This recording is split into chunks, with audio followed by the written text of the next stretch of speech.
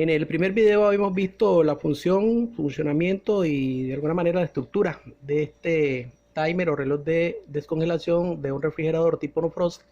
En este segundo video vamos a ver la manera de hacer sus comprobaciones, de alguna manera darle cierto mantenimiento en lo posible, así como la forma en que se manifiestan los fallos en el refrigerador relacionados con el timer. Bien, aquí hemos quitado estos tornillos para ver qué hay internamente dentro del timer. Vamos a ver, quitamos esta tapa con mucho cuidado, no se nos vayan a desprender las piezas. Bien, aquí están los engranajes que les decía, y acá está la leva. Este es el mecanismo de engranaje que va sujeto al motor y esta es la leva. Ahora veamos entonces un poco el motor por acá abajo. ¿Ven? Este es el motorcito eléctrico y estos son sus terminales. Este sería el terminal 1, ¿lo ven? Va conectado al terminal 1. Y luego de recorrer la bobina interna del motor, sale por el terminal 3.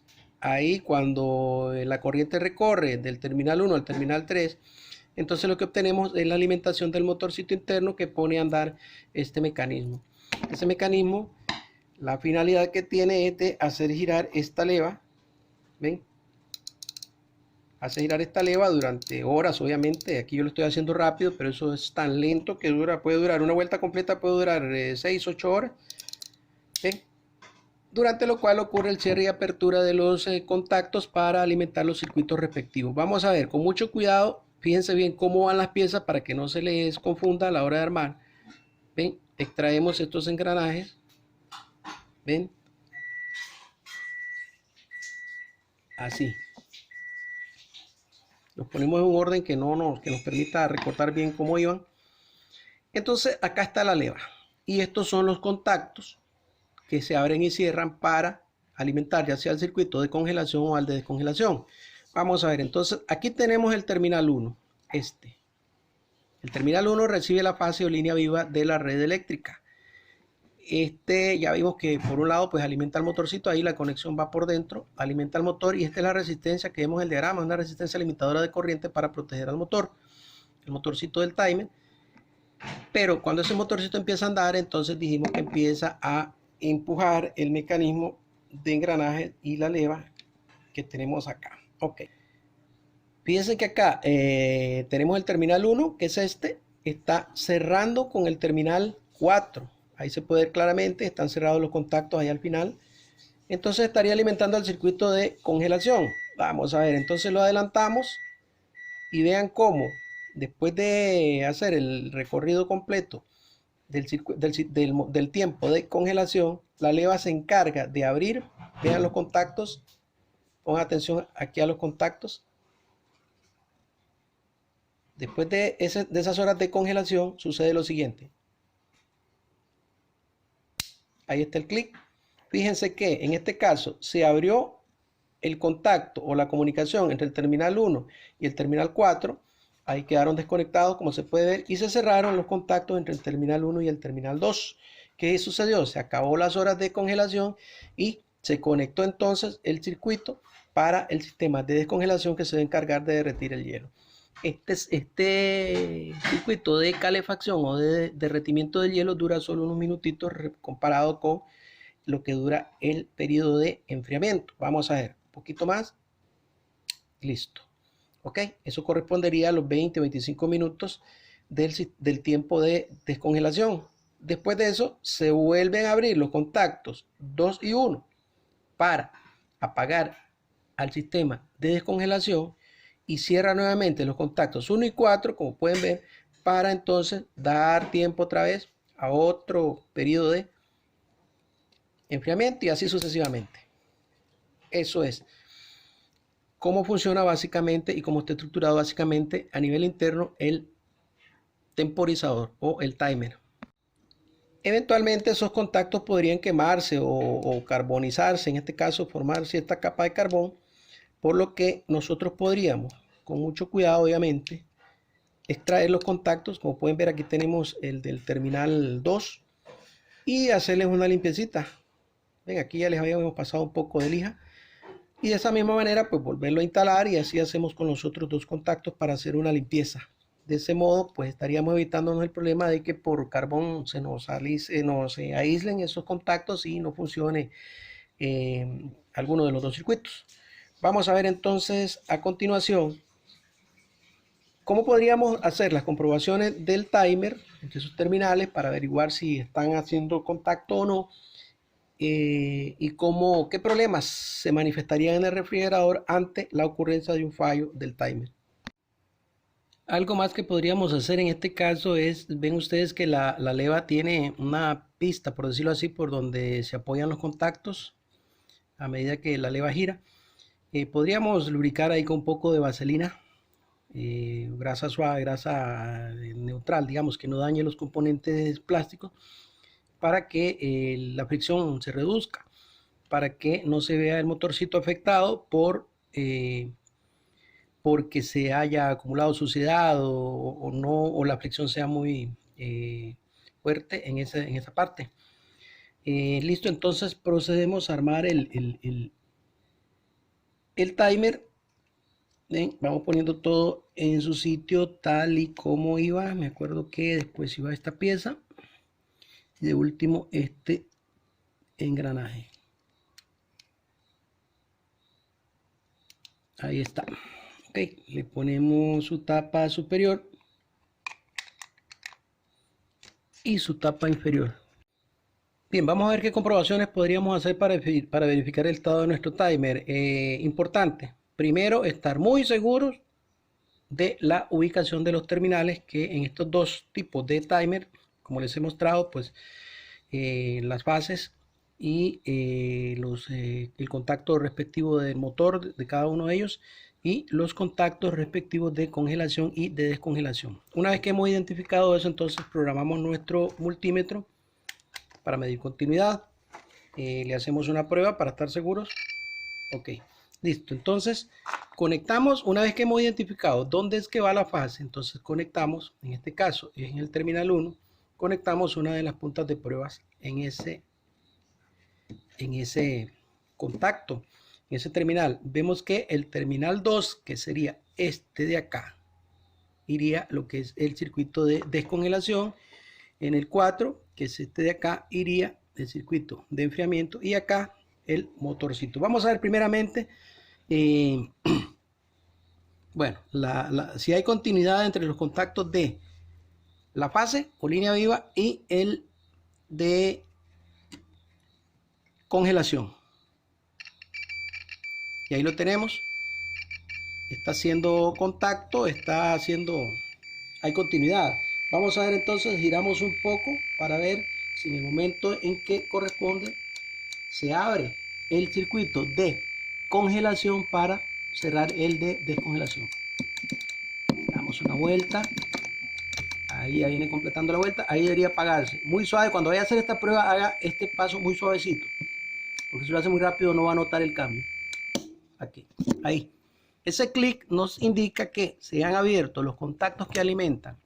En este caso, el 1 y el 4 se abrieron y se apagó el sistema de congelación o enfriamiento. Por lo tanto, se nos estaría cerrando el de descongelación. Y vamos a ver si, en este caso, el de descongelación habíamos dicho entre los terminales 1 y 2. Vamos a ver.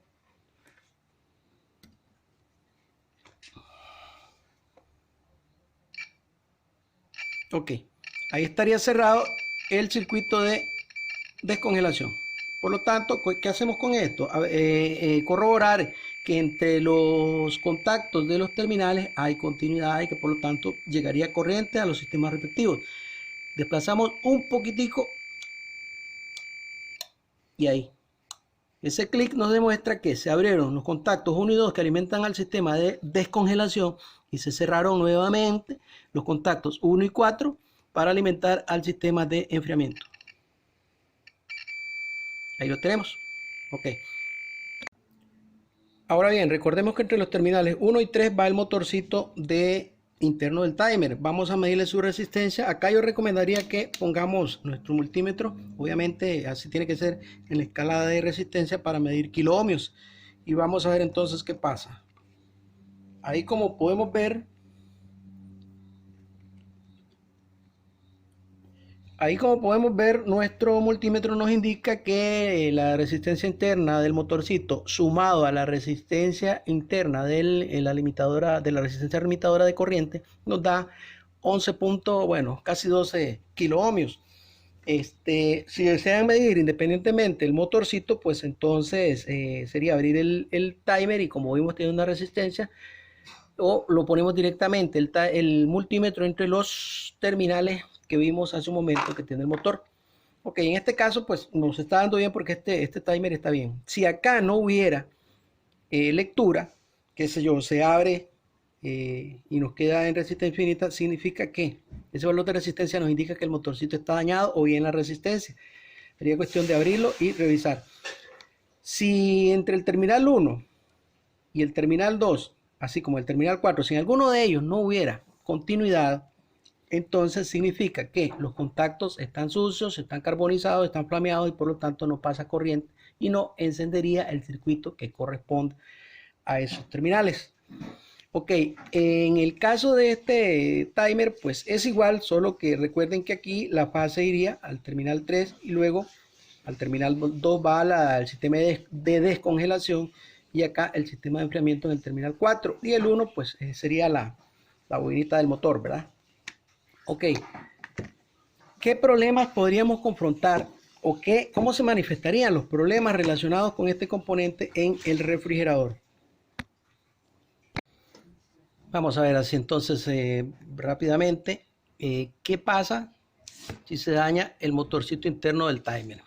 Sencillamente el timer, el mecanismo se va a detener, el timer no va a avanzar y se va a quedar bloqueado operando en un solo punto, tratándose solamente del motorcito, ¿verdad? Si el paro o el fallo del motor se diera en un punto correspondiente al recorrido o a la realización del periodo de enfriamiento, ¿qué sucedería? Como el timer no se desplaza, no avanza, entonces no va a haber ejecución del periodo de descongelación. Al no haber descongelación en un refrigerador no frost, entonces ¿qué pasaría? Que durante los periodos de congelación va a irse acumulando hielo y más hielo y más hielo. Con el paso de los días, el evaporador va a estar saturado de hielo, tal como vemos en esta imagen. De modo que llega un momento en que el hielo obstruye, como pudimos ver, los ductos por donde circula el aire hacia la sección de abajo del refrigerador. Al no circular aire frío hacia abajo, entonces no va a enfriar abajo, se van a echar a perder los productos de abajo, el olor característico a productos en descomposición, ¿verdad? Eso sería si el timer se detuviera en un punto del periodo de congelación. Solo va a congelar y a congelar y a congelar porque no se realizaría la descongelación. Durante esos, cabe recalcar que durante los periodos de congelación, el circuito de termostato, compresor y ventilador van a estar recibiendo alimentación, pero el compresor va a realizar paros y arranques por medio del termostato, porque el termostato va a estar controlando el nivel de temperatura que se haya seleccionado. Cuando hayamos llegado a un nivel de frío que haya sido seleccionado, el termostato va a abrir sus contactos y va a apagar al compresor durante los periodos o las horas de congelación. Igualmente, cuando el nivel de frío vaya en disminución, entonces va a llegar un momento en que el termostato va a cerrar sus contactos, va a arrancar el motor nuevamente. Eso va a estar sucediendo cada media hora, cada 20 minutos, dependiendo. Y así sucesivamente hasta que terminen las horas de congelación. Ahora bien, si el timer se detuviera en un punto del tiempo de descongelación, ¿qué pasaría? Bueno, muy sencillo, no va a haber enfriamiento, o sea, no va a arrancar el compresor, el ventilador y el termostato, pues obviamente va a estar abierto también, porque al no haber enfriamiento, el termostato, perdón, va a estar cerrado. Al no haber enfriamiento, el termostato no se va a abrir, pero bueno, resulta que al no pasar corriente al circuito de congelación o de enfriamiento, porque el timer se quedó trabado en el periodo de descongelación, entonces no va a arrancar el motor, el compresor, no va a haber enfriamiento, pero tampoco va a estar funcionando la resistencia calefactora, sencillamente porque al no haber hielo, en el evaporador, al no haber el frío suficiente para cerrar los contactos del termostato bimetálico, entonces obviamente la resistencia va a estar apagada porque los contactos del termostato bimetálico van a estar abiertos. Ellos solo se cierran cuando hay hielo suficiente para derretir. ¿Ok? Entonces, ¿qué va a pasar? Que el refrigerador no va a encender. Es muy probable que encienda la luz interior, pero no va a funcionar el motor porque el timer se detuvo en un punto del periodo de descongelación y por lo tanto no va a avanzar para hacer la alimentación del circuito de enfriamiento. Eso sucedería cuando el motorcito interno del timer se ha dañado. Pero bueno, supongamos que el motorcito está bien y los que se ensuciaron fueron los contactos que alimentarían los circuitos respectivos cada uno en su momento. Ok, vamos a ver.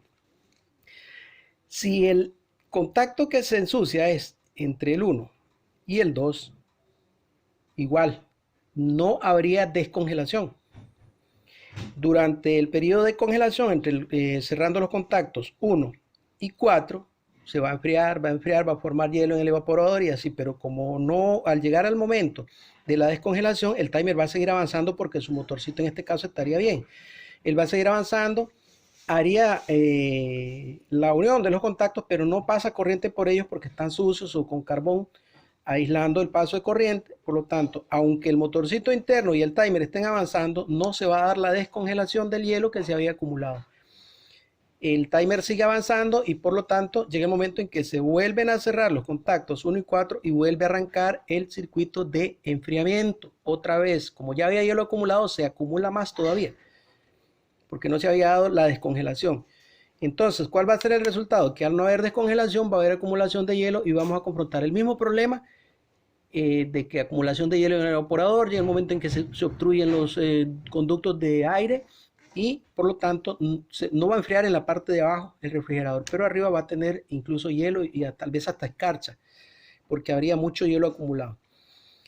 Eso sería si se ensuciaran los contactos 1 y 2, pero si fueran los contactos 1 y 4, ¿qué pasaría entonces? Que no arrancaría el sistema de enfriamiento y entonces no habría enfriamiento, el motor no arrancaría, notaríamos que no hay enfriamiento al no funcionar el sistema de congelación. Al llegar los contactos, el momento de la descongelación, como no hay hielo, el bimetálico no cerró sus contactos, ¿verdad? El termostato bimetálico está abierto, por lo tanto, aunque llegue el momento de la descongelación, no va a actuar el sistema de calefacción. Bien, amigos, espero con esto haber aclarado algunas dudas referente a esto, pues me las habían manifestado algunos compañeros que si el timer, ¿qué refrigerador llevan el timer? Bueno, de descongelación, solo los no-frost llevan timer de descongelación o tarjeta electrónica para la descongelación. Los refrigeradores convencionales, los que sí hacen escarcha, esos no llevan timer. Otra pregunta que sucede con frecuencia, ¿qué pasa durante las horas de congelación? ¿Por qué el motor se enciende y apaga? Bueno, sencillamente porque el termostato que está, como pudimos ver en los diagramas, intercalado entre el circuito compresor, ventilador, bueno, lo que es el enfriamiento, durante esas horas que el timer está haciendo el periodo correspondiente a la congelación, durante esas horas el termostato va a estar abriendo y apagando el circuito según el nivel de frío alcanzado en base a lo que se haya seleccionado. Bien, amigos, entonces me preguntaban también que si se puede hacer una adaptación, un refrigerador que tiene este timer, si se puede adaptar a este. La respuesta es sí, pero hay que tener mucho cuidado en la posición de los terminales. Ya les avisé cómo, pues cuestión de hacer las conexiones respectivas. Si no está seguro, mejor busque ayuda para que no cause problemas o un accidente.